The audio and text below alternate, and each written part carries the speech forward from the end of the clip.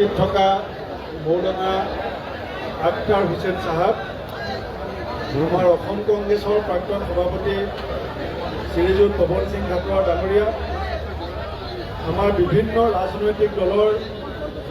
আমাৰ নিমন্ত্ৰণ ৰক্ষা কৰি আজি উপস্থিত হোৱা বিশিষ্ট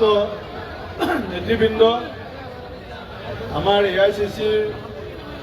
এগৰাকী নেতাও ইয়াত উপস্থিত আছে।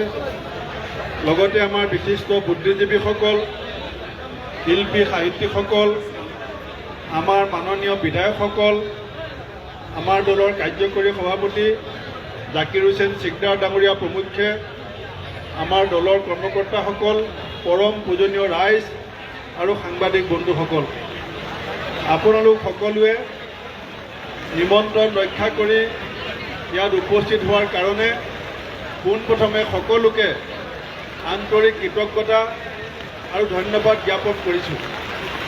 আমাৰ মৌলানা চাহাবে খন্তেক পাছতে দুৱা দিব।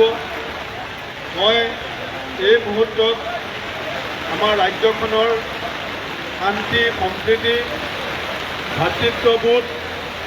আৰু আমাৰ মাজত যি প্ৰেম, এয়া যাতে আমাৰ ৰাজ্যখনত সকলোৱে যাতে সুন্দৰ হয়, এই ভূমিকা মই এই মুহূৰ্তত কামনা কৰিছোঁ আৰু আপোনালোকৰ পৰা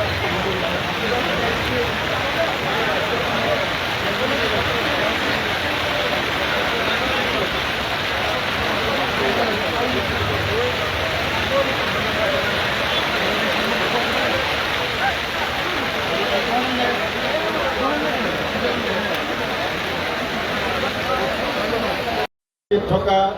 মৌলানা আখতাৰ হুছেইন সাহেব, আমাৰ অসম কংগ্ৰেছৰ প্ৰাক্তন সভাপতি শ্ৰীযুত পৱন সিং খাটুৱাৰ ডাঙৰীয়া, আমাৰ বিভিন্ন ৰাজনৈতিক দলৰ আমাৰ নিমন্ত্ৰণ ৰক্ষা কৰি আজি উপস্থিত হোৱা বিশিষ্ট নেতৃবৃন্দ, আমাৰ AICCৰ এগৰাকী নেতাও ইয়াত উপস্থিত আছে। লগতে আমাৰ বিশিষ্ট বুদ্ধিজীৱীসকল, শিল্পী সাহিত্যিকসকল, আমাৰ মাননীয় বিধায়কসকল, আমাৰ দলৰ কাৰ্যকৰী সভাপতি জাকিৰ হুছেইন চিকদাৰ ডাঙৰীয়া প্ৰমুখ্যে, আমাৰ দলৰ কৰ্মকৰ্তাসকল, পৰম পূজনীয় ৰাইজ আৰু সাংবাদিক বন্ধুসকল, আপোনালোক সকলোৱে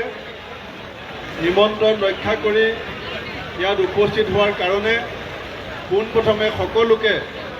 আন্তৰিক কৃতজ্ঞতা আৰু ধন্যবাদ জ্ঞাপন কৰিছোঁ।